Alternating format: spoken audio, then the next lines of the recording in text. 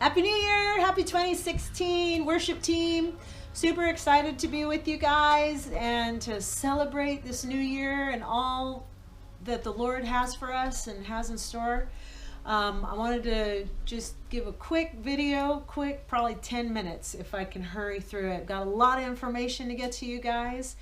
And first of all, I just want to say thank you for your service. Thank you for all you've been giving to Jubilee. Thank you for just the love and the worship that you give unto the Lord and the love that you give to one another as we worship together. It's super awesome. I love being part of this team. It's one of my favorite things on the planet.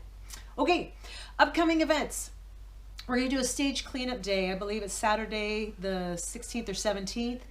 And I'll be working with the sound team and a couple of others. We're going to get rid of cables that don't work and just clean up the stage. We may move a few things around. I don't know if it's happening that Saturday, but eventually the drum booth is going to end up back on the other side of the stage because we're blocking the handicap ramp where it is right now. So I'll let you know in advance if there's going to be any major changes, but we'll be doing a cleanup day then. Okay, I would love to have a worship feast at the end of February, and that will be on a Saturday. We're going to gather the entire SWAT team, which is the Sanctuary Worship Arts team. So that's us and Beast Mode, the dance team, and the shofars. And we're going to have a 6-hour feast where we worship for a few hours, and then we feast and fellowship together and laugh and enjoy the blessing of community and worship some more. So be looking for some information on that in February. The spring conference will be in March on the starting Wednesday the 23rd, and that will be for Purim. So put that on your calendars because we're going to need some worship teams for that. April, I would like to do another worship retreat. Gather us together again, our teams, and whichever of the Beast Mode team can be there. And really enjoyed our last worship retreat in November and would like to try and do that twice a year. So we're looking towards April. Okay, worship nights, Friday nights. If you guys are free on a Friday, get down there to the soaking room and worship with Russell. Or if you even want to give him a night off, you could talk to him about that. But it's just a great opportunity to be building in the secret place what the Lord is doing in our house, building worship. Russell says it's been a real sweet time. So I want to encourage you guys there.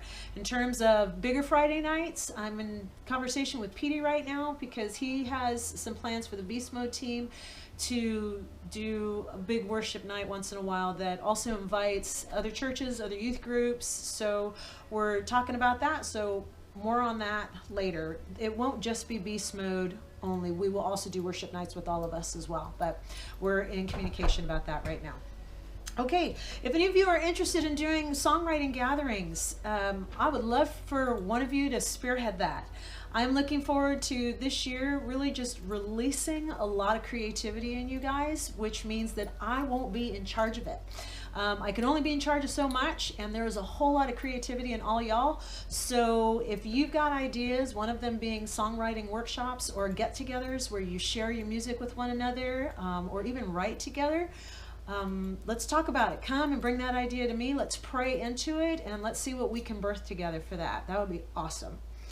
Okay, if you have any other ideas that you've been having on your heart, please feel free to contact me. Understand that I know a lot of you want to respect my time and think I'm a super busy homeschool mom and you don't want to bug me. So but here's the deal. I'm really great with phone boundaries. So if you call and I'm in the middle of a time where I can't answer the phone, I won't, but I will get back to you. And if I don't, it's not because I don't want to. It's usually because things piled up. So call me again or email me again. Don't be afraid to do that. That just keeps it on my plate, which is great, and I don't mind hearing from you guys. Okay, changes for the new year. First one being Sunday rehearsals. We're going to start Sundays at 7:30. From now on, I would like everybody there at 7:30, and that way we will have time to pray without cramming our rehearsal right up to the last minute. It's just not really a great way to do it, and at this point, I'm still not going to pull an additional day of rehearsal yet. There's just honestly just not the space for it right now, But if we could be there at 7:30, and that way we can pray, and which is so important. And I'm really loving our time of prayer before our rehearsals. So we'll give room for that and give room for our rehearsals. What also would help that is, first of all, being on time. Second of all, coming prepared. I'm encouraging our worship leaders to make sure they get you not only the charts, but also the YouTube links and any notes they may have. We're going to do this part this way. We're not going to do this part that way. Make sure you listen to this part for sure. Learn this hook, learn this background vocal. If we can include those in our notes, worship leaders, to the team, they can better prepare and they can come prepared, and that will just enhance our worship and will bring ease with what we do. If you're going to be late, please notify me in advance. I understand there is traffic. I understand people get sick. I understand there's unexpected things. I'm going to really encourage setting your alarm earlier if it's an alarm issue, because it's just not fair to the team to show up late when people are getting there on time, putting in their time. So to value one another, I'm going to really encourage you guys to be on time. And if you can't, notify me in advance. I'm not going to be a legalist about it, but I just really want us to tighten up in this area. Okay, moving on.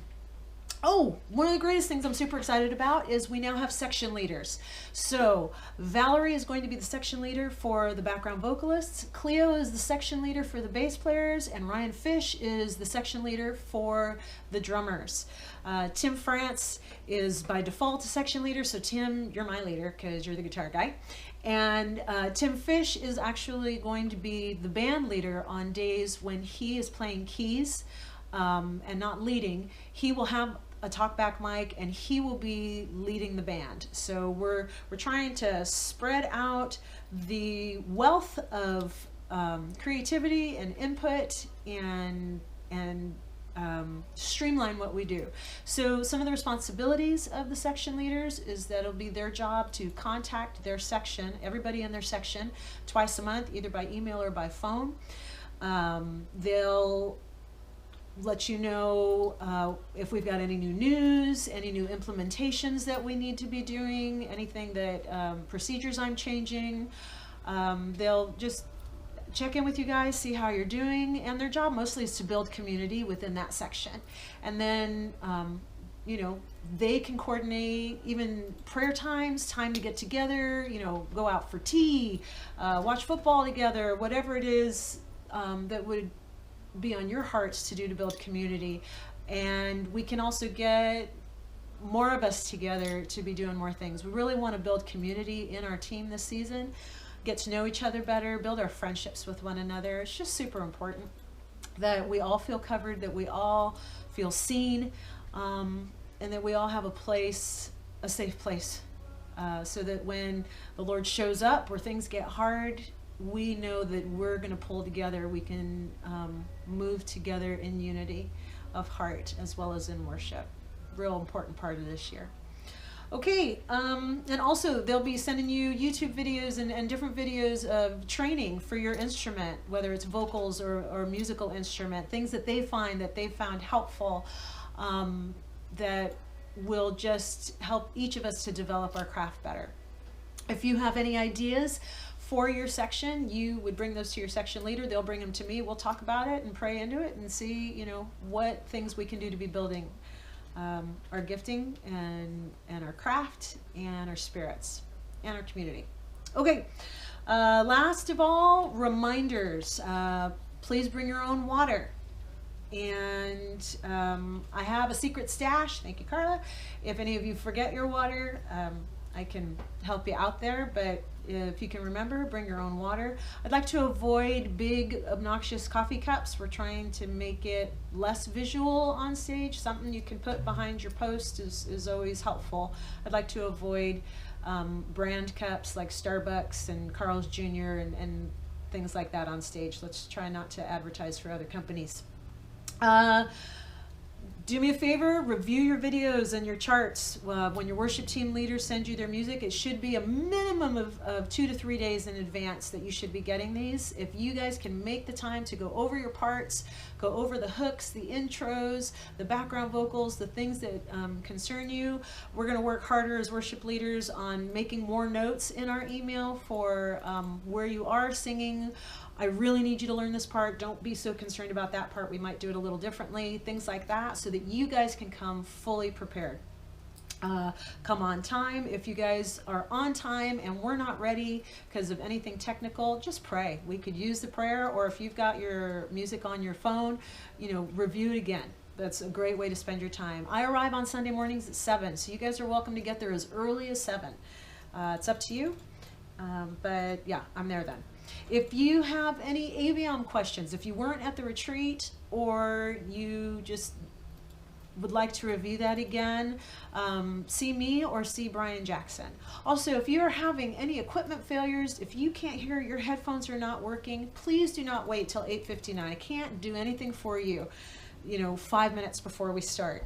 So even if we're in the middle of a song or something, get my attention, and as soon as we can get to it, we will address it, because if you can't hear, you can't do what you need to do well. So that's super important. Don't feel like, oh, I'm causing problems or I'm bothering anybody. That's a real important part. We want everyone to do the best they can and have the best environment they can to be released to do the best they can. So that involves communication. In terms of communication, if you've got any ideas, if you've got any questions, if you've got any problems or difficulties you're dealing with, feel free to contact your section leader. And if you're having trouble contacting them, you know, feel free to contact me as well. I'm available for you guys as much as I can be. If you email me or you call me and you don't hear back from me within 24 hours, send me a reminder email, just because some things will drop. Don't feel like you're bugging me. I don't want to hear from you 50 times, but once or twice is great, and I will do my best to respond as soon as I can. Okay, be aware of yourselves on camera. You are on camera. So when you are not singing or playing for a certain measure, worship, easiest attitude of worship is, you know, eyes closed, arms up. But we are looking for physicality. I know that there's this big thing about not wanting to perform, but we are performing. Not for our own pride or our own egos, but it is a part of communication that we are giving physicality to what we do. Because there's a lot of people out there that are visual, and from what they see, they will engage the Father. There are a lot of people who are auditory. From what they hear, they will engage the Father. There are a lot of people, it's by moving that they'll engage the Father. So each one of you is a worship leader, and each one of you is reaching someone different in that audience, someone different in the congregation, both online and in the house. And so we want to give the best of what we got to communicate and to reach them, and let the Holy Spirit do all the rest. Okay, even when you're not singing, you can just mouth the words. This last Wednesday night was great. I had Ryan on one side of me and Ben on the other, and they were just, of course they're drumming, so they're really active. But when they weren't drumming, they were worshiping, they were singing, they were moving, and it was just, I had several people come up to me and go, wow, that just really increased my worship. So good job, guys. And I know some of you are a lot quieter by nature and a lot more subtle, and that is great because that's your expression, but I'm still going to encourage a little more movement, particularly when the worship's upbeat. And the biggest communicators right here. I notice I do this a lot, and I look angry when I'm being intense, and so I'm trying to be somewhat conscious of that. Some of you are not aware at all that when you're on camera, you're like this. And you may be seeing God in all his fullness, but that's what that communicates. Okay. So, yeah, the funniness of technology. Anyway, so we're going to adapt and do our best. Okay, last of all, just prayer. Prayer for our SWAT community, prayer for our pastoral staff, prayer for Jubilee, prayer for one another. And